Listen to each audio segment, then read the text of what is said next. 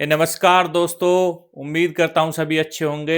सबसे पहले आप सभी का स्वागत है सिलेक्शन पक्का यूट्यूब चैनल में। आज हम अग्निवीर के जो हैं सैंपल पेपर 4 की तरफ चल रहे हैं। सैंपल पेपर 4 जो है ये आपके अग्निवीर जीडी एग्जाम के लिए बहुत ज़्यादा इंपॉर्टेंट क्वेश्चन पेपर जो है वो होने वाला है। इसमें हम 50 सैंपल क्वेश्चन करेंगे और सारे ही जो क्वेश्चन है वो एक से एक इंपॉर्टेंट क्वेश्चन है। सारे जो क्वेश्चन है वो वेबसाइट से लिए गए हैं। ठीक है, आर्मी की ऑफिशियल वेबसाइट से पेपर लिया गया है। तो ये आपके एग्जाम पॉइंट ऑफ व्यू से बहुत ज्यादा इंपॉर्टेंट है। तो बिना टाइम वेस्ट किए स्टार्ट करते हैं आज का पहला क्वेश्चन। यहाँ पे देखते हैं। पहला क्वेश्चन है दोस्तों कि प्रद्योत विक्रम माणिक्य देव वर्मा ने त्रिपुरा में निम्नलिखित में से किस राजनीतिक पार्टी की स्थापना की। ठीक है, तो देखिए जो प्रद्योत विक्रम माणिक्य देव वर्मा हैं ये वहां के एक नेता हैं त्रिपुरा के, और इन्होंने एक पार्टी की स्थापना वहां पे की थी और उस पार्टी का नाम है टिपरा मोथा पार्टी। क्या नाम है उसका? टिपरा मोथा पार्टी। ऑप्शन 3 यहाँ पे करेक्ट हो जाएगा। ठीक है, अगर मैं इनकी बात करूं प्रद्योत विक्रम माणिक्य देव वर्मा की, तो ये त्रिपुरा के शाही परिवार से जो है ये संबंध रखते हैं। ठीक है, वहां से ये संबंध रखते हैं। और ये जो है त्रिपुरा मोथा पार्टी जिनकी स्थापना इन्होंने की थी, ठीक है, ये एक ग्रुप है आदिवासी अधिकारियों का। किसका है? आदिवासी जितने भी अधिकारी हैं उन्होंने मिलकर ये ग्रुप बनाया है। ठीक है, आदिवासी अधिकारियों ने मिलकर ये ग्रुप बनाया है और इसका नाम है टिपरा मोथा पार्टी। दोस्तों चलते हैं क्वेश्चन नंबर 2 की तरफ। क्वेश्चन नंबर 2 देखिए। क्वेश्चन नंबर 2 है कि सुखविंदर सिंह सिक्खू भारत के किस राज्य के राजनीतिक नेता हैं? बताइए, जो सुखविंदर सिंह सिक्खू हैं ये किस राज्य के राजनीतिक नेता हैं? तो ये हैं आपके हिमाचल प्रदेश के। कहाँ के हैं? हिमाचल प्रदेश के। करंट में भाई साहब ये हिमाचल प्रदेश के कौन है? मुख्यमंत्री हैं। तो एक क्वेश्चन यहां से भी बन सकता है कि हिमाचल प्रदेश के मुख्यमंत्री कौन है? तो हिमाचल प्रदेश के मुख्यमंत्री कौन है? सुखविंदर सिंह सुक्खू हैं। ठीक है, ये आपको याद रखना है। और हिमाचल प्रदेश, देखिए हिमाचल प्रदेश की राजधानी भी आपसे पूछी जा सकती है। क्या है हिमाचल प्रदेश की राजधानी? शिमला। ये आपको याद रखना है। ठीक है, हिमाचल प्रदेश की राजधानी क्या है? शिमला है। हिमाचल प्रदेश को क्या कहा जाता है? देवभूमि भी कहा जाता है। हिमाचल प्रदेश को क्या कहा जाता है? देवभूमि। तो ये भी आपको याद रखना है। ठीक है, और देखिए यहाँ पे जो ये हिमाचल प्रदेश है ना, ये प्रमुख पर्यटक स्थल है, क्योंकि यहाँ पे देखिए शिमला है, मनाली है, बहुत सारे जो है टूरिस्ट प्लेस यहाँ पे हैं। क्लियर है? चलते हैं नेक्स्ट क्वेश्चन की तरफ। Question number 3। क्वेश्चन नंबर 3 है आपका कि महान स्वतंत्रता सेनानी भगत सिंह को ब्रिटिश भारत की किस जेल में फांसी दी गई थी? वेरी इंपॉर्टेंट क्वेश्चन है दोस्तों। बताइए किस जेल में जो है भगत सिंह को फांसी मिली थी? तो वो मिली थी आपकी लाहौर में। ठीक है, और लाहौर की जेल का नाम था आपका सेंट्रल जेल लाहौर। क्या नाम था लाहौर की जेल का? सेंट्रल जेल लाहौर जो है उसकी जेल का नाम था दोस्तों। ठीक है, अब क्वेश्चन क्या क्या बनते हैं? पहला क्वेश्चन बनता है भगत सिंह को फांसी कब हुई? भगत सिंह को फांसी कब हुई? मोस्ट इंपोर्टेंट क्वेश्चन है। तो ये है भाई साहब 23 मार्च 1931 को। 23 मार्च 1931 भगत सिंह, राजगुरु और सुखदेव को। दूसरा क्वेश्चन यहां से क्या जनरेट होता है? उनके साथ साथ किसको? तो 3 लोग थे भाई साहब। कौन कौन थे? भगत सिंह, सुखदेव और राजगुरु। भगत सिंह, सुखदेव और राजगुरु, 3 लोगों को यहाँ पे फांसी जो है वो दी गई थी भाई साहब। कब दी गई थी? 23 मार्च 1931 को। इसी दिन, इस दिन को क्या मनाते हैं? शहीद दिवस मनाते हैं। क्या मनाते हैं? शहीद दिवस। ये आपको याद रखना है। 23 मार्च को, इसी दिन को इसलिए क्या मनाते हैं? शहीद दिवस जो है वो मनाते हैं। ठीक है, उसके बाद जो भगत सिंह थे, जो भगत सिंह थे ये किससे जुड़े हुए थे? ये आपके भाई साहब HSRA के क्या थे? क्रांतिकारी थे। HSRA के क्रांतिकारी ये थे। ये क्वेश्चन भी कई बार पेपर में आ जाता है। ठीक है, भगत सिंह HSRA ग्रुप के आपके क्रांतिकारी थे। क्लियर है? तो ये क्वेश्चन पेपर में पूछे जा सकते हैं। चलते हैं क्वेश्चन नंबर 4 की तरफ। क्वेश्चन नंबर 4 देखिए। क्वेश्चन नंबर 4 है कि भारतीय संविधान का कौन सा अनुच्छेद समानता के अधिकारों से संबंधित है? तो आपको ऑप्शन दिए हुए हैं अनुच्छेद 14, 19, 21 और 32। जो सही उत्तर है वो हो जाएगा ऑप्शन ए, अनुच्छेद 14। अनुच्छेद 14 जो है वो समानता के अधिकार से संबंधित है दोस्तों। ठीक है, जो अनुच्छेद 14 है उसमें कानून के सक्षम समानता प्रदान की गई है। ठीक है, और ये जो है ये मौलिक अधिकारों के अंतर्गत आता है। ये क्या है? हमारा मौलिक अधिकार है। क्या है? मौलिक अधिकार है। ठीक है, ये हमारे मौलिक अधिकारों के अंतर्गत आता है। ठीक है, और जो अनुच्छेद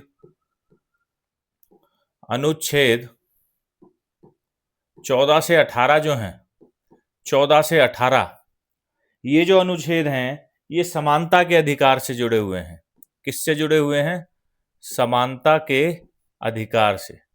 ठीक है, तो ये भी क्वेश्चन पेपर में पूछ लिया जाता है कि समानता के अधिकार से कौन कौन से जो अनुच्छेद हैं वो जुड़े हुए हैं। ठीक है, तो आप बताएंगे 14 से 18 जो अनुच्छेद हैं ये समानता के अधिकार से आपके जुड़े हुए हैं। एक इंपॉर्टेंट क्वेश्चन मैं आपको करा देता हूं 14 से 18 के बीच में। एक मोस्ट इंपॉर्टेंट क्वेश्चन यहां से आता है, वो आता है अस्पृश्यता का अंत। क्या आता है? अस्पृश्यता का अंत किस अनुच्छेद के अंतर्गत होता है? तो होता है अनुच्छेद 17 के अंतर्गत। आर्टिकल 17 के अंतर्गत जो है वो अस्पृश्यता का अंत होता है दोस्तों। ठीक है, तो ये सारे जो क्वेश्चन हैं वो आपके पेपर में आते हैं। क्वेश्चन नंबर 5 की तरफ देखिए। भारत का राष्ट्रीय जलीय जीव कौन सा है? बताइए, भारत का जो राष्ट्रीय जलीय जीव है वो कौन है? तो भाई साहब भारत का राष्ट्रीय जलीय जीव है ना आपकी डॉल्फिन है। ठीक है, कौन है? डॉल्फिन है। और देखिए डॉल्फिन भी कौन सी डॉल्फिन है? जो गंगा डॉल्फिन है, जो गंगा नदी में डॉल्फिन पाई जाती है। गंगा डॉल्फिन जो है, गंगा डॉल्फिन ये है आपकी। ठीक है भाइयों, गंगा डॉल्फिन भारत का क्या है?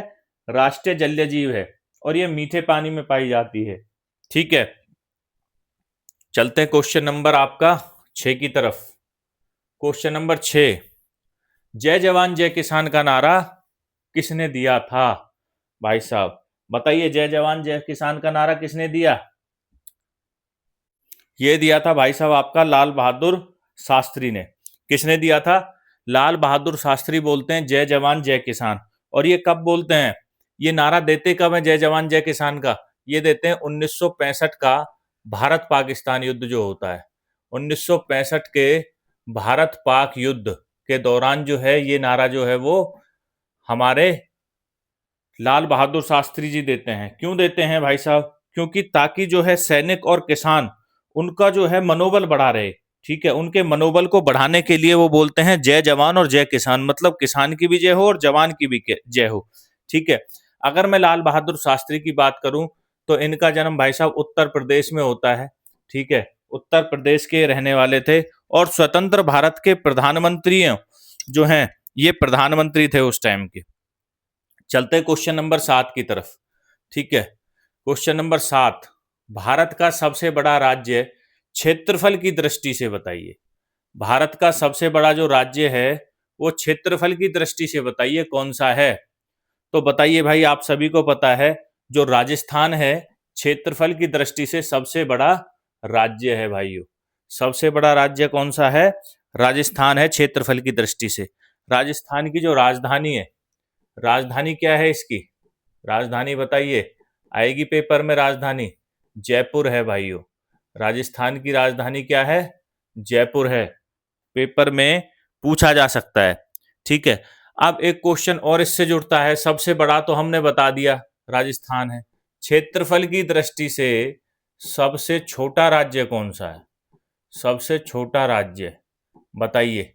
क्षेत्रफल की दृष्टि से मैं आपको बता रहा हूं, क्षेत्रफल की दृष्टि से सबसे छोटा राज्य कौन सा है? वो है आपका गोवा। ये भी आपको याद रखना है। ठीक है, क्षेत्रफल की दृष्टि से सबसे छोटा राज्य कौन सा है? गोवा है। चलते हैं क्वेश्चन नंबर 8 की तरफ। क्वेश्चन नंबर 8, विश्व पर्यावरण दिवस कब मनाया जाता है? ठीक है, तो विश्व पर्यावरण दिवस कब मनाया जाएगा? 5 जून को प्रतिवर्ष क्या मनाया जाता है? विश्व पर्यावरण दिवस। ठीक है, हर वर्ष 5 जून को मनाया जाता है। इसकी शुरुआत जो है वो किसके द्वारा की गई थी? इसकी जो शुरुआत है कि भाई पर्यावरण दिवस हम 5 जून को मनाएंगे प्रतिवर्ष, शुरुआत किसने की थी? यूएन के द्वारा इसकी शुरुआत जो है वो की जाती है। ठीक है, यूनाइटेड नेशंस की स्थापना कब हुई? 1945 में, द्वितीय विश्व युद्ध के बाद। ठीक है, तो यूनाइटेड नेशंस बोलता है कि भाई 5 जून को प्रतिवर्ष विश्व पर्यावरण दिवस जो है वो मनाया जाएगा। और इसका उद्देश्य क्या है कि जो हमारा पर्यावरण है, जो हमारा एनवायरमेंट है, उसकी संरक्षण करना उसका। ठीक है, चलते हैं नेक्स्ट क्वेश्चन पे। क्वेश्चन नंबर है आपका 9। इंपॉर्टेंट क्वेश्चन है दोस्तों। बोलता है भारतीय रिजर्व बैंक की स्थापना कब हुई? When was the reserve bank of India established? तो भारतीय रिजर्व बैंक की स्थापना होती है आपकी 1 अप्रैल 1935 को। तो यहाँ पे सिर्फ 1935 है, ऑप्शन ए करेक्ट हो जाएगा। अगर आपसे डेट के साथ पूछे, अगर आपसे डेट के साथ पूछे कि भारतीय रिजर्व बैंक की स्थापना कब होती है, आरबीआई की स्थापना, तो आप क्या बताओगे? आपको बताना है 1 अप्रैल 1935। 1 अप्रैल 1935 को स्थापना होती है रिजर्व बैंक ऑफ इंडिया की। ठीक है, दूसरा जो रिजर्व बैंक ऑफ इंडिया है भाइयों, ये भारत का सेंट्रल बैंक है। क्या है ये? सेंट्रल बैंक है, सरकारी बैंक है। ठीक है, इसका हेडक्वार्टर कहाँ पे है? ये क्वेश्चन पूछ लिया जाता है। रिजर्व बैंक ऑफ इंडिया का हेडक्वार्टर कहाँ पे है? तो इसका हेडक्वार्टर आपका मुंबई में है। कहाँ पे है रिजर्व बैंक ऑफ इंडिया का headquarter? Reserve bank of India का हेडक्वार्टर कहाँ पे है? मुंबई में है। ठीक है, और ये करता क्या है? ये दूसरे बैंकों के लिए जो है वो मुद्रा जारी करता है। क्या करता है? मुद्रा जारी करता है। ये मुद्रा जारी करता है। ठीक है, तो ये हैं इससे जुड़े हुए क्वेश्चंस। चलते हैं नेक्स्ट क्वेश्चन पे। Question number 10। क्वेश्चन नंबर 10, सौरमंडल का सबसे बड़ा ग्रह कौन सा है? बताइए, सौरमंडल का सबसे बड़ा ग्रह कौन सा है? तो सबसे बड़ा ग्रह जो सौरमंडल का है वो होता है भाई साहब आपका जुपिटर, जिसको बृहस्पति कहते हैं। ठीक है, बृहस्पति सौरमंडल का सबसे बड़ा ग्रह है। ठीक है, और इसे इसे गैसीय ग्रह भी कहते हैं। क्या कहते हैं? इसे गैसीय ग्रह भी कहते हैं। गैसीय ग्रह क्यों कहते हैं? क्योंकि ये गैस से बना हुआ है। ये किससे बना हुआ है? गैस से बना हुआ है। जैसे हमारी पृथ्वी है, ठीक है, ये सॉलिड ग्रह है, ठोस ग्रह है ना। इसके नीचे भले ही पानी है, ठीक है, इसके 70% पे भले ही पानी है, पर ये क्या है? ठोस ग्रह है। ऐसे ही जो बृहस्पति है वो गैसों से मिलकर बना है और ये एक गैसीय ग्रह है। ठीक है, अगर मैं उपग्रहों की बात करूं, सैटेलाइटों की, तो सबसे ज्यादा उपग्रह भी किसके हैं? बृहस्पति के हैं। ये क्वेश्चन भी पेपर में पूछा जा सकता है। सबसे ज्यादा उपग्रह वाला ग्रह कौन सा है? तो सबसे ज्यादा उपग्रह वाला ग्रह भी कौन सा है? आपका बृहस्पति है। बृहस्पति के सबसे ज्यादा जो है वो उपग्रह हैं। ठीक है, चलते हैं नेक्स्ट क्वेश्चन की तरफ। क्वेश्चन नंबर आपका 11। क्वेश्चन नंबर 11 देखिए, भारत का राष्ट्रीय खेल कौन सा माना जाता है? वेरी गुड क्वेश्चन भाई साहब। भारत का जो राष्ट्रीय खेल है वो, बच्चे नालायक सोचेंगे क्रिकेट है, लेकिन भारत का जो राष्ट्रीय खेल है वो आपका हॉकी है। क्या है? हॉकी है भाई साहब। हॉकी को भारत का राष्ट्रीय खेल जो है वो माना जाता है। ठीक है, और हॉकी के एक जादूगर के नाम से फेमस हैं। हॉकी के जादूगर, ठीक है, हॉकी के जादूगर के नाम से फेमस हैं एक, वो कौन है? मेजर ध्यानचंद। कौन है? मेजर ध्यानचंद। ये आपको याद रखना है भाई साहब। मेजर ध्यानचंद जो हैं ये हॉकी के जादूगर के नाम से प्रसिद्ध हैं। हॉकी के एक बहुत महान खिलाड़ी रहे हैं ये। ठीक है, और इनकी याद में ही जो राष्ट्रीय खेल दिवस है वो कब मनाया जाता है? 29 अगस्त को मनाया जाता है। 29 अगस्त को क्या मनाया जाता है? राष्ट्रीय खेल दिवस मनाया जाता है। तो ये भी आपको याद रखना है। ये भी क्वेश्चन पेपर में बन सकता है कि राष्ट्रीय खेल दिवस कब मनाया जाता है। राष्ट्रीय खेल दिवस कब मनाया जाता है? आपका 29 अगस्त को राष्ट्रीय खेल दिवस मनाया जाता है दोस्तों। ठीक है, क्वेश्चन नंबर चलते हैं 12 की तरफ। क्वेश्चन नंबर 12 देखिए, जल का रासायनिक सूत्र क्या है? भाई साहब, जल, H2O जल का रासायनिक सूत्र क्या होगा? H2O होगा जल का रासायनिक सूत्र। ठीक है, देखिए जो जल है दो चीजों से मिलके बनता है, हाइड्रोजन प्लस में ऑक्सीजन। ठीक है, हाइड्रोजन प्लस में ऑक्सीजन से मिलके क्या बनता है आपका, बताइए? वाटर बनता है, 2H2O। H2O क्या है? पानी है। ठीक है, तो ये किस किस से मिलके बना? हाइड्रोजन से और ऑक्सीजन से मिलके क्या बनता है? पानी मिलता है। और जो वाटर है, जो पानी है, ये जीवन के लिए बहुत आवश्यक पदार्थ है भाइयों। ठीक है, इसके बिना जीवन संभव नहीं है। और इससे इंपॉर्टेंट फैक्ट मैं बता देता हूं, जो जल होता है ना, जल जो पानी होता है, ठीक है, ये कलरलेस होता है, इसका कोई कलर नहीं होता, और ये न्यूट्रल होता है। क्या होता है? न्यूट्रल होता है। ठीक है, इसकी जो पीएच वैल्यू है वो कितनी होती है? 7 होती है। पानी की पीएच वैल्यू कितनी होती है? 7 होती है, न्यूट्रल होती है। क्लियर है? क्वेश्चन नंबर चलते हैं हम 13 की तरफ। Question number 13। क्वेश्चन नंबर 13, भारतीय संविधान के निर्माता किसे कहा जाता है? कौन नहीं जानता भारतीय संविधान के निर्माता डॉक्टर भीमराव अंबेडकर को कहा जाता है भाइयों? कौन नहीं जानता इस चीज को?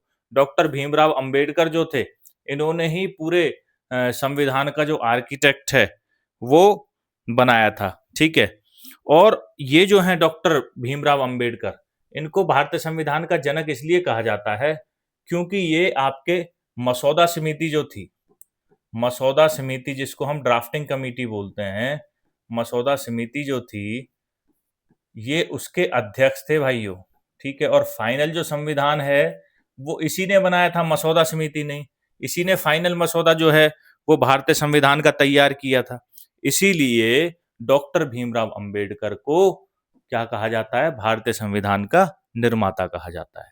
ठीक है, दूसरा, इन्हें भारतीय संविधान का जनक भी कहा जाता है। क्या कहा जाता है?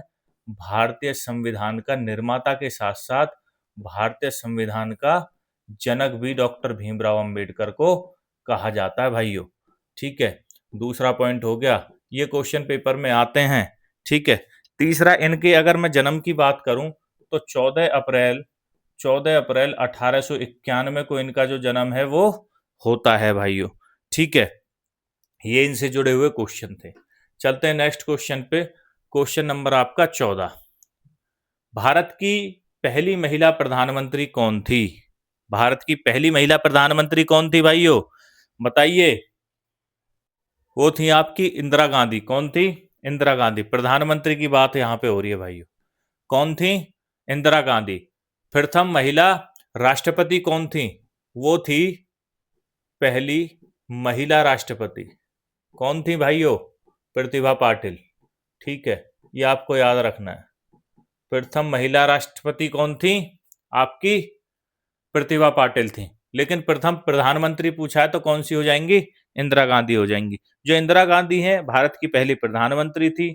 दूसरा, इन्हीं को, इंदिरा गांधी को आयरन लेडी भी कहा जाता है। क्या कहा जाता है? Iron lady of India. ठीक है, आयरन लेडी ऑफ इंडिया। क्यों कहा जाता है इनको आयरन लेडी? क्यों इनको आयरन आयरन लेडी जो है वो कहा जाता है भाइयों? बताइए। आयरन आयरन लेडी इनको इसलिए कहा जाता है, जो इनके डिसीजन थे ना वो बहुत सटीक थे। ठीक है, और कठोर डिसीजन ये लेती थी, इसीलिए इनको जो है आयरन लेडी का दर्जा दिया गया है। ठीक है, इन्हीं के टाइम पे 1971 में भारत पाकिस्तान युद्ध होता है। क्या होता है? भारत पाक युद्ध होता है। जब बांग्लादेश का जो है वो जन्म होता है, वो इनकी ही देन है भाइयों। वो इंदिरा गांधी की ही देन है। बांग्लादेश का जो जन्म होता है ना, वो इंदिरा गांधी की वजह से ही होता है। ठीक है, चलते हैं नेक्स्ट क्वेश्चन पे। क्वेश्चन नंबर है आपका 15। क्वेश्चन नंबर 15 देख लेते हैं। वंदे मातरम गीत किसने लिखा? Very good. वंदे मातरम गीत किसने लिखा था? तो वंदे मातरम लिखते हैं आपके बंकिम चंद्र चट्टोपाध्याय। बंकिम चंद्र चट्टोपाध्याय जी जो हैं वो लिखते हैं वंदे मातरम। ठीक है, वंदे मातरम हमारा क्या है? राष्ट्रीय गीत है। वंदे मातरम क्या है हमारा? ये हमारा राष्ट्रीय गीत है।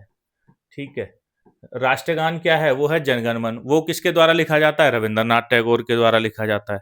ठीक है, अब हम आ जाते हैं वंदे मातरम पे। जो वंदे मातरम है, पहली चीज तो ये हमारा राष्ट्रीय गीत है। दूसरी चीज ये कहाँ से लिया गया है? ये आपका आनंद मठ से लिया गया है। ये क्वेश्चन पेपर में आता है। कहाँ से लिया गया है? आनंद मठ से इसको लिया गया है। किसको? आपके वंदे मातरम को। ठीक है, पहली बार इसको कब गाया गया? पहली बार इसको 1896 के, देखिए 1896 में कांग्रेस का अधिवेशन होता है, तो 1896 के कांग्रेस अधिवेशन में इसको पहली बार जो है वो गाया गया था। ठीक है, ये क्वेश्चन पेपर में आते हैं। ठीक है, चौथा है कि देखिए जो राष्ट्रीय गीत है इसको कब अपनाया गया? तो इसको 24 आपका जनवरी 1950 को इसको अपनाया जाता है, जब संविधान सभा की अंतिम बैठक होती है।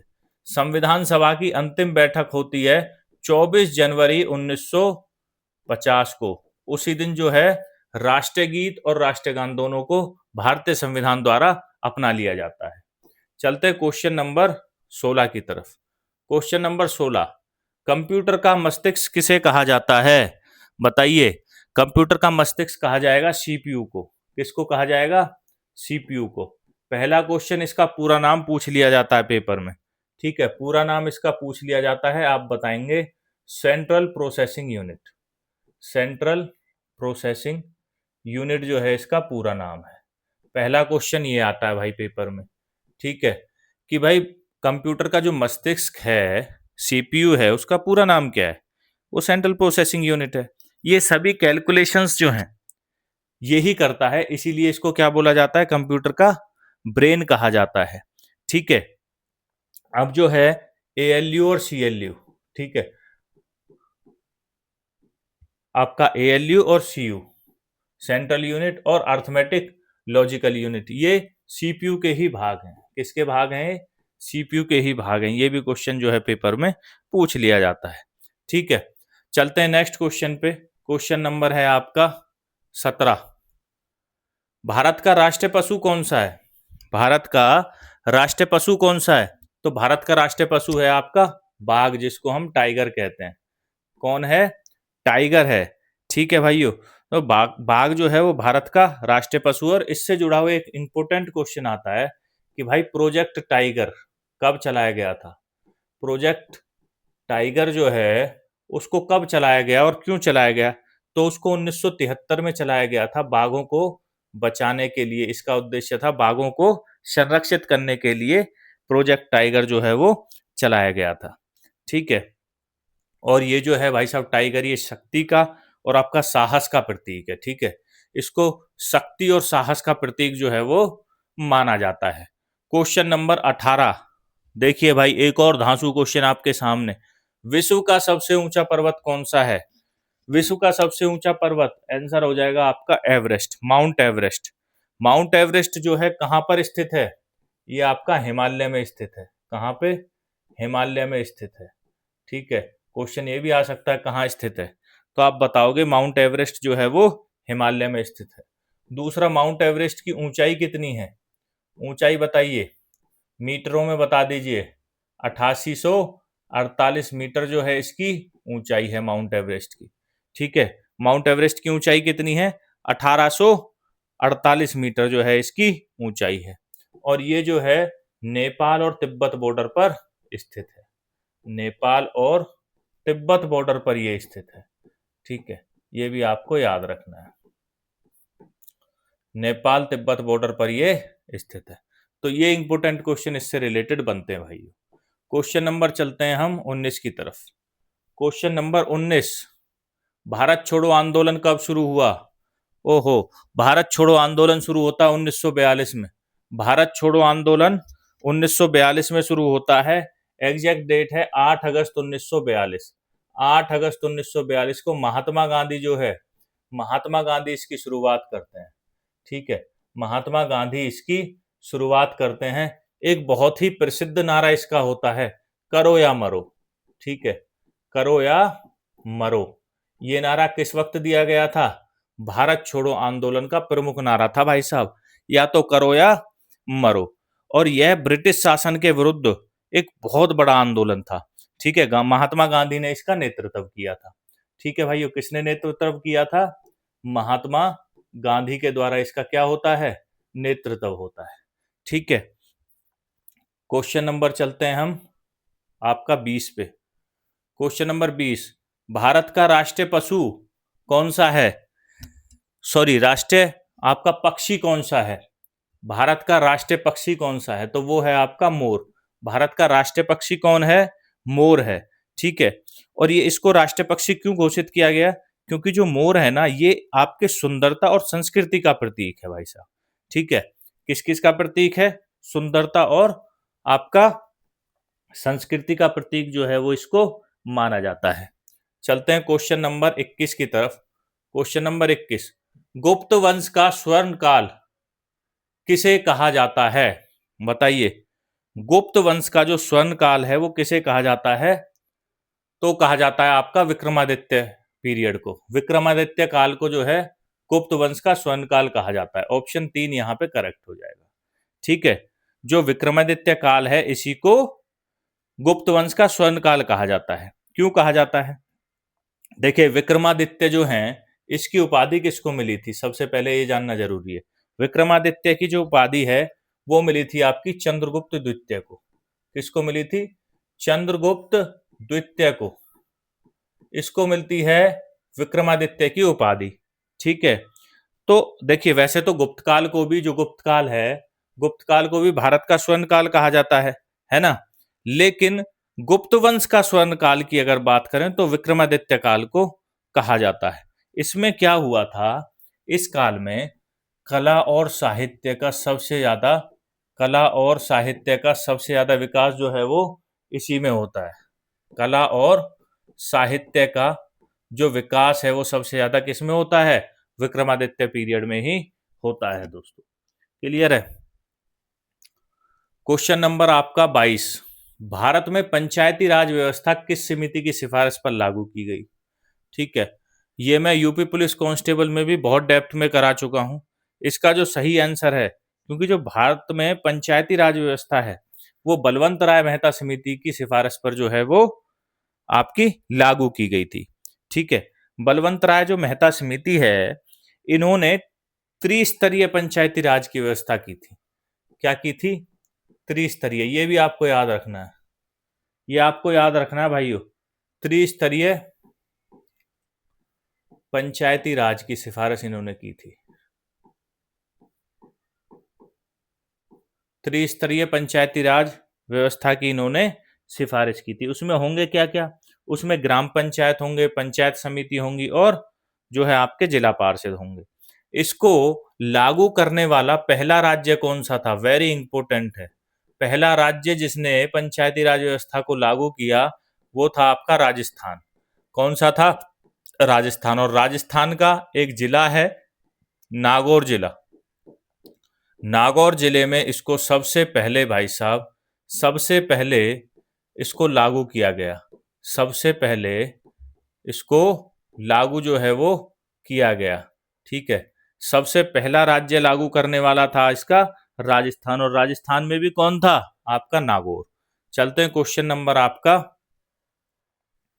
23 की तरफ। भारतीय सेना दिवस कब मनाया जाता है? ये वेरी इंपॉर्टेंट है भाई साहब। अगर आप आर्मी अग्निवीर की तैयारी कर रहे हो, आपको तीनों दिवस जो हैं वो याद होने चाहिए। ठीक है, जो सेना दिवस है वो प्रति वर्ष 15 जनवरी को मनाया जाता है। ठीक है, 15 जनवरी को हर वर्ष मनाया जाता है आर्मी डे, जिसको हम सेना दिवस भी कहते हैं। आर्मी डे मनाया जाता है। ठीक है, अब ये मनाया क्यों जाता है? देखिए, जो हमारे फील्ड मार्शल के.एम. करियप्पा थे, उन्होंने इसी दिन जो है वो भारतीय सेना का जो है वो चार्ज लिया था। ठीक है भाइयों, इसी दिन क्या हुआ था? जो आपके फील्ड मार्शल थे के.एम. करियप्पा, भारतीय थल सेना जो आर्मी है उसके शीर्ष कमांडर का पदभार जो है इन्होंने संभाला था 15 जनवरी को, और तभी से ही जो है सेना दिवस 15 जनवरी को मनाया जाता है। अब चलते हैं क्वेश्चन नंबर आपका 24 की तरफ। मानव शरीर में रक्त को शुद्ध करने वाला अंग कौन सा है? रक्त को शुद्ध कौन करता है भाई साहब? बताइए। रक्त को जो शुद्ध करता है वो करती हैं आपकी किडनियां। ऑप्शन 3 यहाँ पे करेक्ट हो जाएगा। ठीक है, गुर्दे क्या हैं, जो किडनी क्या हैं, वो आपके जो रक्त होता है, जो आपका ब्लड होता है, उसको फिल्टर करती हैं। क्या करती हैं? उसको फिल्टर करती हैं। इसलिए बोला जाता है किडनी जो है वो एक मेन जो है आपका मोस्ट इंपॉर्टेंट पार्ट है ह्यूमन बॉडी का। ठीक है। हार्ट क्या करता है? ब्लड को ब्लड पंपिंग का काम करता है। क्या करता है? Blood pumping. मतलब बॉडी के हर पार्ट तक ब्लड को पहुंचाना किसका काम है? हृदय का काम है। ठीक है। अब देखिए किडनी की अगर बात करें तो शरीर में कितनी किडनी होती हैं? 2 किडनियां जो हैं वो शरीर में होती हैं। ठीक है। और इसकी जो इकाई है, ठीक है, इसकी जो इकाई है वो है आपकी नेफ्रॉन। ये भी आप याद रखेंगे। किडनी की इकाई क्या है? गुर्दे की इकाई क्या है? नेफ्रॉन है। ठीक है। चलते हैं क्वेश्चन नंबर 25 की तरफ। क्वेश्चन नंबर 25, भारतीय संविधान कब लागू हुआ? तो भारतीय संविधान देखिए लागू होता है आपका 26 जनवरी 1950 को। ठीक है। अपनाया कब जाता है? 26 नवंबर 1949 को। ठीक है। ये 2 डेट आप याद रखना। लागू होता है 26 जनवरी 1950 को और अपनाया जाता है 26 नवंबर 1949 को। इस दिन क्योंकि ये अपनाया जाता है, क्योंकि 26 नवंबर 1949 को अपनाया जाता है, इसीलिए इस दिन क्या बोलते हैं? संविधान दिवस इसको मानते हैं। किसको किसको मानते हैं संविधान दिवस? 26 नवंबर को। ठीक है। संविधान दिवस अगर आपसे पूछे तो आपको बताना 26 नवंबर। लागू हुआ था आपका 26 जनवरी 1950 को, इसीलिए गणतंत्र दिवस मनाते हैं भाई साहब हम। ठीक है। गणतंत्र दिवस जो है, रिपब्लिक डे, वो प्रतिवर्ष कब मनाते हैं हम? 26 जनवरी को मनाते हैं प्रतिवर्ष। क्लियर है दोस्तों? इस दिन जो है पूर्ण रूप से संविधान लागू हो गया था। क्वेश्चन नंबर आपका 26, भारत का राष्ट्रीय गान किसने लिखा? ठीक है। भारत का राष्ट्रीय गान क्या है हमारा भारत का? जन गण मन। किसने लिखा था? रविंद्रनाथ टैगोर ने। क्या है राष्ट्रीय गान? जन गण मन। ठीक है। क्या है भाइयों? जन गण मन। ये हमारा राष्ट्रीय गान है। ये लिखा जाता है रविंद्रनाथ टैगोर के द्वारा लिखा जाता है। और टैगोर जो है भाई साहब, ये नोबेल पुरस्कार विजेता थे। क्या थे? नोबेल पुरस्कार इनको मिला हुआ था भाई साहब। ठीक है। नोबेल पुरस्कार इनको मिला हुआ था।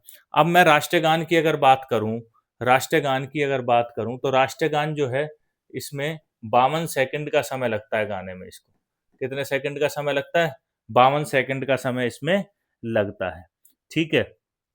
Next question, question number 27। Question number 27, Taj Mahal किस शहर में स्थित है? ताजमहल है आपका आगरा में स्थित। ऑप्शन 2 जो है वो करेक्ट हो जाएगा। ठीक है। किसने बनवाया था? शाहजहां इसको बनवाता है। शाहजहां द्वारा निर्मित है। शाहजहां इसको बनवाता है। ठीक है। शाहजहां इसको क्या करवाता है? बनवाता है। किसकी याद में बनवाता है? ये इनकी बेगम थी मुमताज। ठीक है। बेगम थी मुमताज और उनकी याद में जो है ये मनाया जाता है और इसीलिए इसको कहते हैं मुमताज महल, जो है उनकी याद में इसको बनाया जाता है। मुमताज महल उनका नाम था और उन्हीं की याद में ताजमहल बनाया जाता है। ठीक है। ताज और महल, ठीक है, मुम को हटा दो तो ताजमहल बन जाएगा। ये एक भाई साहब विश्व धरोहर है। ठीक है। 7 अजूबों में इसको शामिल किया गया है। चलते हैं नेक्स्ट क्वेश्चन पे। क्वेश्चन नंबर है आपका 28, भारत की राजधानी क्या है? ठीक है भाई, आता है पेपर में, अग्निवीर के पेपर में ऐसे क्वेश्चन आते हैं। भारत की राजधानी आपकी नई दिल्ली है। ऑप्शन 2 यहाँ पे करेक्ट हो जाएगा। ठीक है। इसे 1911 में राजधानी बनाया था। कब बनाया था दिल्ली को राजधानी? 1911 में इसको क्या है, राजधानी बनाया गया था भाई साहब। ठीक है। राष्ट्रपति भवन जो है वो यहाँ पर है और जो भारत की संसद है वो यहाँ पर है, जो सुप्रीम कोर्ट ऑफ इंडिया है वो यहाँ पर है। ठीक है। चलते हैं नेक्स्ट क्वेश्चन पे। क्वेश्चन नंबर है आपका 29। क्वेश्चन नंबर 29 क्या बोलता है कि जो जनगण मन है वो पहली बार कब गाया गया था? तो पहली बार गाया जाता है कांग्रेस के अधिवेशन में 1911 में। 1911 में कांग्रेस के अधिवेशन में इसको गाया जाता है। ठीक है।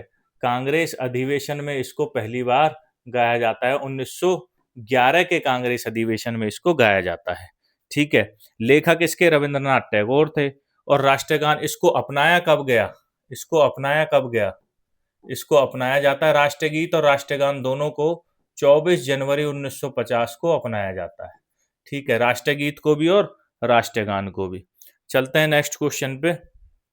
अगला क्वेश्चन आपका है, भारत के पहले राष्ट्रपति कौन थे? बताइए भाइयों, भारत के पहले राष्ट्रपति कौन थे? तो वो थे आपके डॉक्टर राजेंद्र प्रसाद।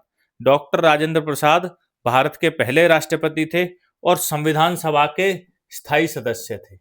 संविधान सभा के स्थायी सदस्य थे। ठीक है, स्थायी सदस्य भी थे। कब बने थे? 11 दिसंबर 1946 को। 11 दिसंबर 1946 को संविधान सभा के स्थायी सदस्य बन जाते हैं ये। ठीक है, क्लियर है यहाँ तक? और ये थे भाई साहब आपके बिहार के, और लगातार ये 2 बार जो है वो राष्ट्रपति रहे थे। 2 बार राष्ट्रपति यानी कि प्रेसिडेंट ये रहे थे। चलते हैं क्वेश्चन नंबर आपका 31 की तरफ। भारतीय संविधान में मौलिक अधिकार कितने हैं? भारतीय संविधान में मौलिक अधिकारों की बात करूं तो कितने हैं? 6 मौलिक अधिकार हैं भाई साहब वर्तमान में। पहले कितने थे? पहले कितने थे? पहले 7 थे। पहले 7 थे। अब कितने हैं? अब कितने हैं? 6 हैं। अब 7वां कहाँ गया? 7वां बताइए कहाँ गया? भाई साहब 7वां था आपका संपत्ति का अधिकार। क्या था? संपत्ति का अधिकार। इसको आपका मौलिक कर्तव्यों में जोड़ दिया गया है और मौलिक अधिकारों से इसको निकाल दिया। ठीक है, इसको क्या कर दिया? निकाल दिया गया मौलिक अधिकारों से। ठीक है,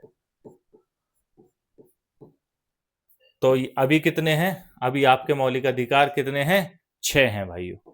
चलते हैं क्वेश्चन नंबर 32। किस ग्रह को लाल ग्रह कहा जाता है? किस ग्रह को लाल ग्रह कहा जाता है? सोलर सिस्टम से आपके क्वेश्चन आते हैं भाई इस पेपर में। लाल ग्रह कहा जाता है मार्स को, मंगल को। ठीक है, आपके मार्स को या मंगल को क्या कहा जाता है? लाल ग्रह कहा जाता है। क्यों कहा जाता है? जो मंगल है ना, वो देखने में लाल लगता है क्योंकि आयरन ऑक्साइड क्या होता है? आयरन ऑक्साइड जो है इसकी परत इस पे रहती है। आयरन ऑक्साइड की वजह से ही इसका रंग क्या होता है? लाल होता है, और इसकी वजह से ही ये किस कलर का दिखता है? लाल कलर का दिखता है। ठीक है, इसके अगर उपग्रहों की बात करूं, अगर इसके उपग्रहों की बात करूं तो इसके 2 उपग्रह हैं। ठीक है, कितने उपग्रह हैं इसके? 2 उपग्रह हैं मंगल ग्रह के। ठीक है, नेक्स्ट क्वेश्चन चलते हैं। Question number 33। भारतीय राष्ट्रीय कांग्रेस की स्थापना कब हुई? भारतीय राष्ट्रीय कांग्रेस की स्थापना कब हुई? तो भाई साहब भारतीय राष्ट्रीय कांग्रेस की स्थापना होती है 1885 में एओ ह्यूम के द्वारा। इसकी स्थापना जो है वो की जाती है। एओ ह्यूम के द्वारा इसकी स्थापना की जाती है। कब की जाती है? 1885 में इसकी स्थापना की जाती है। ठीक है, पहला अधिवेशन इसका जो होता है, पहला अधिवेशन कहाँ होता है? यहाँ से क्वेश्चन आता है कि कांग्रेस का पहला अधिवेशन कहाँ हुआ? तो कांग्रेस का पहला अधिवेशन आपका मुंबई में हुआ भाइयों। कहाँ पे हुआ? मुंबई में। बंबई भी ऑप्शन में आ जाता है तो आप बंबई भी करेंगे। ठीक है, इसके पहले अध्यक्ष कौन थे? पहले अध्यक्ष कौन थे कांग्रेस के? पहले अध्यक्ष बताइए कौन थे? ठीक है, पहले अध्यक्ष थे इसके व्योमेश चंद्र बनर्जी। व्योमेश चंद्र बनर्जी जो थे इसके पहले अध्यक्ष थे भाई साहब। ठीक है, नेक्स्ट क्वेश्चन में चलते हैं। क्वेश्चन नंबर है आपका 34। भारत का राष्ट्रीय फूल कौन सा है? भारत का राष्ट्रीय फूल बताइए भाइयों। कमल जो है भारत का राष्ट्रीय फूल है। कमल को भारत का राष्ट्रीय फूल क्यों चुना गया? क्योंकि ये पवित्रता का प्रतीक है। किसका है? पवित्रता का। और भारत जो है सबसे पवित्र देश जो है वो है, इसीलिए कमल को हमने अपना राष्ट्रीय फूल जो है वो घोषित कर दिया है। ये जो है वो माता लक्ष्मी से जुड़ा हुआ है, कमल का जो फूल है। ठीक है, माता लक्ष्मी जो देवी लक्ष्मी है उनसे जुड़ा हुआ है। और ये एक पॉजिटिवनेस का भी प्रतीक है, क्योंकि देखिए कीचड़ में खुलता है, मतलब कितनी भी विषम परिस्थिति हो फिर भी उसमें भी खुलता रहता है। ठीक है, उसमें भी ये खिलता रहता है, इसीलिए भी इसको जो है पवित्रता का या पॉजिटिविटी का सिंबल मानते हैं। Question number 35। सुभाष चंद्र बोस ने आजाद हिंद फौज की स्थापना कहाँ की? ठीक है, सुभाष चंद्र बोस जो है इंडियन नेशनल जो आपका आर्मी है, जो आजाद हिंद फौज है, उसकी स्थापना करते हैं सिंगापुर में। ठीक है, सिंगापुर में रहते हैं, वहीं पे आपके आजाद हिंद फौज की स्थापना करते हैं। और जो सुभाष चंद्र बोस हैं ये भाई साहब एक नारा देते हैं, तुम मुझे खून दो मैं तुम्हें आजादी दूंगा। क्या देते हैं? तुम मुझे खून दो मैं तुम्हें आजादी दूंगा। ठीक है, तुम मुझे क्या दो? खून दो। ठीक है, ये वास्तव में खून नहीं मांगते थे, ये मांगते थे बलिदान, कि भाई तुम लड़ो और मैं तुम्हें आजादी दूंगा।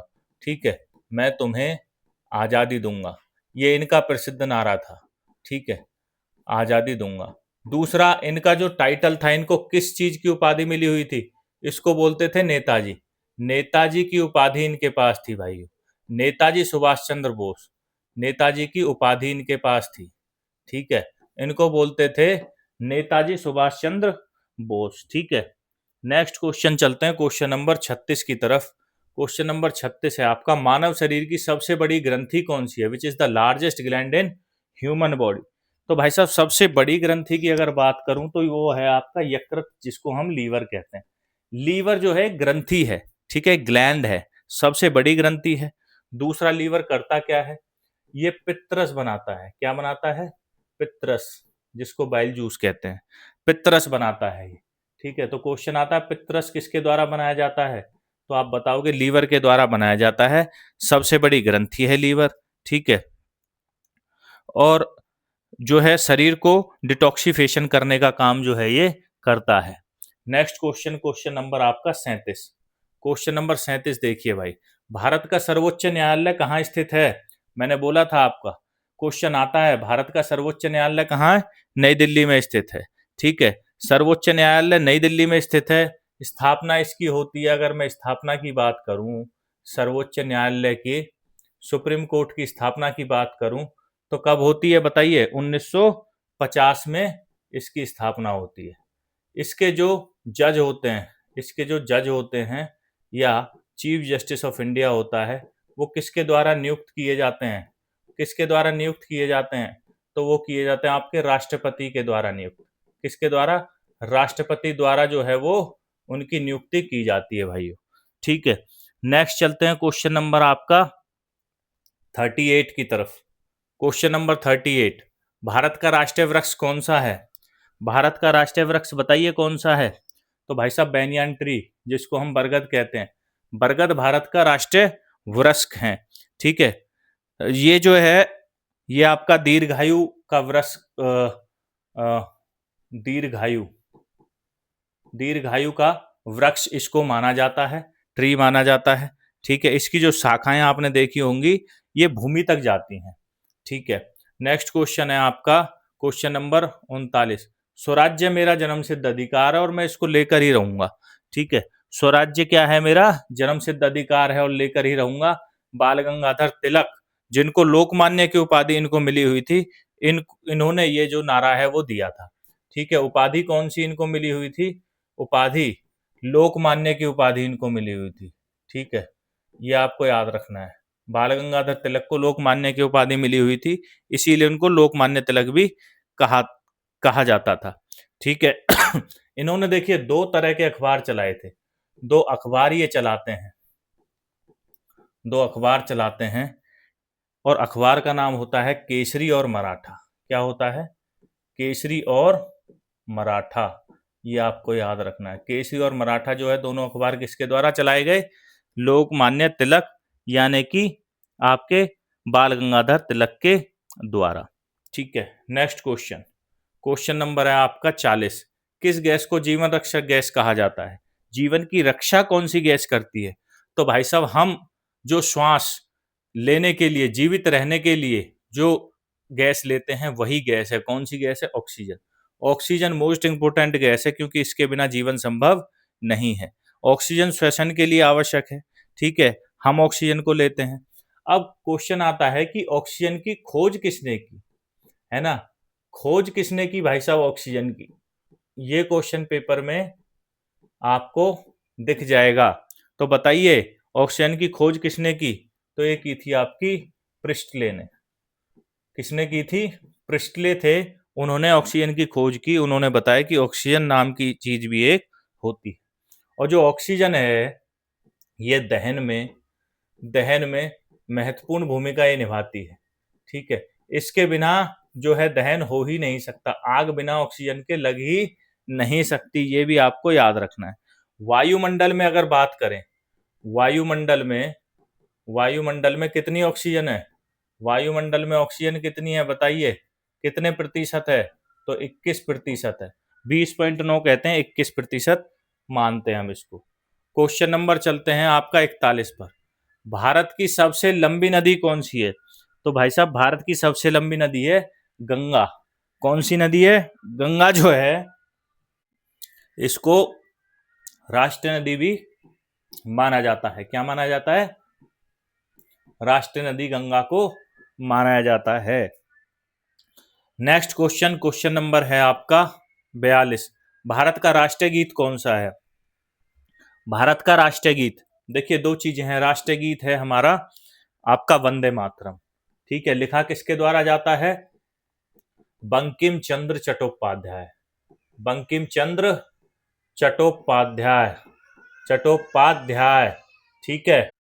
बंकिम चंद्र चट्टोपाध्याय, ठीक है, इनके द्वारा ये लिखा गया था। और कहाँ से लिया गया है वंदे मातरम? आपका आनंद मठ से। आनंद मठ से, आनंद मठ जो है इसी में से ये लिया गया है। और आनंद मठ किसके द्वारा लिखी गई थी? बंकिम चंद्र चट्टोपाध्याय के द्वारा लिखी गई थी। इसको जो है वो अपनाया कब गया? ठीक है, अपनाया कब गया? तो मैं आपको बार बार बता रहा हूं, 24 जनवरी 1950 को संविधान सभा की अंतिम बैठक होती है। उस बैठक में राष्ट्रीय गीत और राष्ट्रीय गान दोनों को जो है वो अपना लिया जाता है, ठीक है। नेक्स्ट क्वेश्चन पे चलेंगे, क्वेश्चन नंबर 43। भारतीय अंतरिक्ष अनुसंधान संगठन इसरो का मुख्यालय कहाँ है? ठीक है भाई, इसरो का मुख्यालय कहाँ है? इसरो का मुख्यालय आपका बेंगलोर में। इसरो का मुख्यालय कहाँ है? बेंगलोर में इसका मुख्यालय है। सबसे पहली चीज, इसरो की स्थापना कब होती है? स्थापना कब होती है इसरो की? पूछ लिया जाता है, 1969 में होती है, ठीक है। दूसरा, इसका हेडक्वार्टर कहाँ है? तो बेंगलोर में इसका हेडक्वार्टर है। बेंगलोर में इसका हेडक्वार्टर है। तीसरा, इसका पूरा नाम क्या है? तो इसका पूरा नाम है इंडियन स्पेस रिसर्च ऑर्गेनाइजेशन, ठीक है। ये पूछ लिया जाता है। भारतीय अंतरिक्ष अनुसंधान जो है संगठन, इसका पूरा नाम है, ठीक है। इसके जनक, इसरो के जनक किसे कहा जाता है? इसरो के जनक किसे कहा जाता है बताइए? तो विक्रम साराभाई। विक्रम साराभाई को इसरो का जनक जो है वो कहा जाता है दोस्तों, ठीक है। इसरो के मेन मेन जो है वो लॉन्च, चंद्रयान आपने देखा होगा, ठीक है। चंद्रयान, मंगलयान आपने देखा होगा, ठीक है। ये क्या है? इसके मुख्य इसके प्रोजेक्ट थे। नेक्स्ट क्वेश्चन, क्वेश्चन नंबर है आपका 44। डिस्कवरी ऑफ इंडिया पुस्तक किसके द्वारा लिखी गई? डिस्कवरी ऑफ इंडिया पुस्तक किसके द्वारा लिखी गई? ये लिखी जाती है जवाहरलाल नेहरू के द्वारा, ठीक है। जवाहरलाल नेहरू लिखते हैं डिस्कवरी ऑफ इंडिया पुस्तक। और यूट्यूब पे या कहीं भी आप देख लोगे, डिस्कवरी ऑफ इंडिया के नाम से एक मतलब सीरियल भी बनाया हुआ है, ठीक है। इसको जो है नेहरू ने जेल में लिखा था, ठीक है। जेल में थे जवाहरलाल नेहरू जब लिखा था discovery of India. Next question कर लेते हैं, क्वेश्चन नंबर 45। विश्व का सबसे बड़ा महासागर कौन सा है? विश्व का सबसे बड़ा महासागर, तो विश्व का सबसे बड़ा महासागर है आपका प्रशांत महासागर, जिसको पैसिफिक ओशियन बोलते हैं, ठीक है। ये किस किस के बीच है? तो ये आपका एशिया और अमेरिका के बीच में है। एशिया और अमेरिका के बीच में है। ये कौन सा है? आपका पैसिफिक ओशियन, जिसको प्रशांत महासागर बोलते हैं। दुनिया की सबसे गहरी जो गर्त है वो भी इसी में है, और उसको बोलते हैं मेरियाना गर्त। क्या बोलते हैं आपका? मेरियाना गर्त उसको बोलते हैं, ठीक है। मेरियाना गर्त कहाँ पर स्थित है? आपका प्रशांत महासागर में स्थित है। पृथ्वी का सबसे बड़ा गहरा भाग है भाई साहब ये, ठीक है। नेक्स्ट क्वेश्चन चलते हैं, क्वेश्चन नंबर 46 पर। क्वेश्चन नंबर 46, भारत का राष्ट्रीय फल कौन सा है? भारत का राष्ट्रीय फल है आपका आम। क्या है? आम। और आमों का क्या कहा जाता है? फलों का राजा भी इसको कहा जाता है। तो ये भी आपसे पूछा जा सकता है, फलों का राजा कौन होता है? फलों का राजा आम होता है, ठीक है। और ये क्या है? हमारा नेशनल फ्रूट है आम। क्या है? नेशनल फ्रूट है। जो भारत है ना दोस्त, जो भारत है, भारत आमों का सबसे बड़ा उत्पादक है। आमों का सबसे बड़ा उत्पादक है भाई साहब। ठीक है, सबसे बड़ा उत्पादक कौन है? भारत ही है आमों का। ठीक है, नेक्स्ट क्वेश्चन चलते हैं। क्वेश्चन नंबर है आपका 47। किस विटामिन की कमी से स्कर्वी रोग हो जाता है?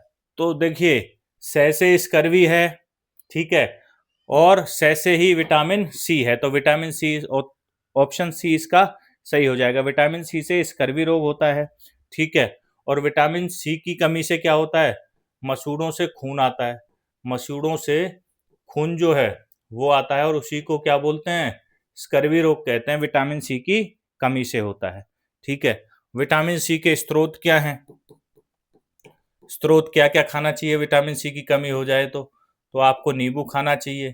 ठीक है, आपको संतरा खाना चाहिए, आपको क्या है, मौसमी खानी चाहिए। ठीक है, ये चीजें आपको खानी चाहिए। आंवला खाना चाहिए, आंवला भी विटामिन सी का मुख्य स्रोत है। ठीक है, नेक्स्ट क्वेश्चन चलते हैं।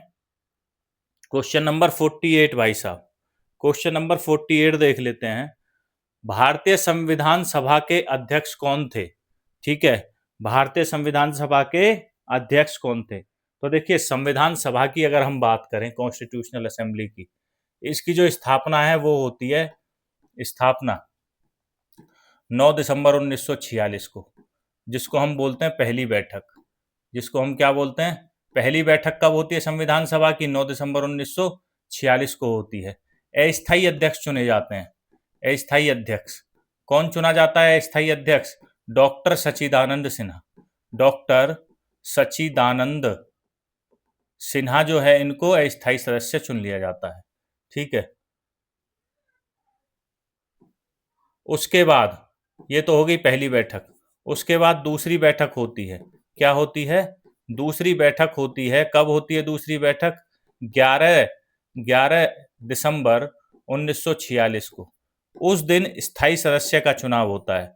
स्थायी अध्यक्ष का चुनाव होता है, और डॉक्टर राजेंद्र प्रसाद को क्या चुन लिया जाता है? स्थायी अध्यक्ष जो है वो चुन लिया जाता है। तो ऑप्शन क्या हो जाएगा? पहला। ये क्वेश्चन जो है पेपर में आ सकते हैं। पहली बैठक कब हुई? अस्थायी अध्यक्ष कौन चुना गया? दूसरी बैठक कब हुई? स्थायी अध्यक्ष कौन चुना गया? ठीक है, नेक्स्ट क्वेश्चन पे चलते हैं। Question number 49। भारत का राष्ट्रीय ध्वज किसने डिजाइन किया? वेरी इंपॉर्टेंट क्वेश्चन है। तो देखिए, भारत का जो राष्ट्रीय ध्वज है वो पिंगली वेंकैया के द्वारा जो है वो डिजाइन किया गया था। पिंगली वेंकैया ने इसका डिजाइन तैयार किया। जो है हमारा राष्ट्रीय ध्वज जो है, नेशनल फ्लैग, उसको हम तिरंगा बोलते हैं। ठीक है, तिरंगा क्यों बोलते हैं? क्योंकि 3 रंगों से मिलके बना है, 3 रंग उसमें है, इसीलिए उसको क्या बोलते हैं? तिरंगा बोलते हैं। ठीक है, केसरिया, सफेद और हरा। ठीक है, अशोक चक्र उसमें होता है, बीच में आपने देखा होगा यहाँ पे अशोक चक्र होता है। ठीक है, इसको बोलते हैं अशोक चक्र। इसमें कितनी तिल्लियां होती हैं? इसमें कितनी तिल्लियां होती हैं? 24 तिल्लियां इसमें होती हैं। ठीक है, 24 तिल्लियां इसमें होती हैं। किस रंग की होती हैं? गहरे नीले रंग की होती हैं। गहरे नीले रंग की होती हैं। ठीक है, 24 तिल्लियां किस कलर की होती हैं? गहरे नीले रंग की होती हैं। ठीक है, नेक्स्ट चलते हैं। क्वेश्चन नंबर आपका 50।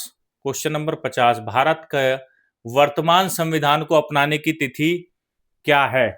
जो हमारा संविधान है उसको अपनाने की तिथि पूछा। ध्यान रखना, लागू करने का नहीं, यहाँ पे ध्यान दे लेना, अपनाने की तिथि। तो अपनाया था हमने 26 नवंबर 1949 को भाई। ठीक है, ऑप्शन 2 यहाँ पे करेक्ट हो जाएगा। 26 नवंबर 1949 को संविधान अपनाया जाता है, और इसीलिए इस दिन क्या मनाया जाता है? आपका संविधान दिवस जो है इस दिन मनाते हैं। संविधान दिवस मनाते हैं इसी दिन। 26 नवंबर 1949 को प्रतिवर्ष क्या मनाया जाता है? संविधान दिवस मनाया जाता है। और अगर आपसे पूछ लें लागू कब हुआ, लागू कब हुआ, तो ये हुआ 26 जनवरी 1950 को लागू होता है। ठीक है, लागू होता है, और गणतंत्र दिवस इसी दिन मनाते हैं प्रतिवर्ष। गणतंत्र दिवस 26 जनवरी, और आपका संविधान दिवस 26 नवंबर आपका। ठीक है, ये 2 तिथि आपको याद रखनी है। तो ये थे मेरे दोस्तों आज के अग्निवीर के धमाकेदार 50 क्वेश्चन। जीके के क्वेश्चन थे, ऐसे क्वेश्चन थे जो अग्निवीर के एग्जाम में 100% पूछे ही जाएंगे। इसमें से देख लेना 2-3 क्वेश्चन आपको बैठे मिलेंगे पेपर में जब आप पेपर देने जाओगे। ठीक है, तो बहुत इंपॉर्टेंट और जबरदस्त सीरीज जो है वो हमने शुरू की है। जो हम मॉडल पेपर करा रहे हैं आर्मी अग्निवीर के, सेम उसी पैटर्न पे, जिस पैटर्न पे पेपर बनता है। ठीक है, सिर्फ आपका काम है डेली अपनी एक क्लास ले लेना सैंपल पेपर की, 1 घंटे की बात है। और सिर्फ मैं इसमें 50 क्वेश्चन नहीं करा रहा हूँ, इससे जुड़े हुए 2, 4, 3 क्वेश्चन जो है वो करा रहा हूं। तो लगभग आप समझिए कि 100 से 150 क्वेश्चन आपके आपके 100 से 150 क्वेश्चन जो हैं इसमें तैयार हो रहे हैं, और सारे क्वेश्चन जो हैं वो इंपॉर्टेंट हैं दोस्तों। ठीक है, यही क्वेश्चन आपका जो है सिलेक्शन का निर्धारण करेंगे। ठीक है, आपका सिलेक्शन जो है यही क्वेश्चन निर्धारित करेंगे आपका सिलेक्शन होगा या नहीं होगा।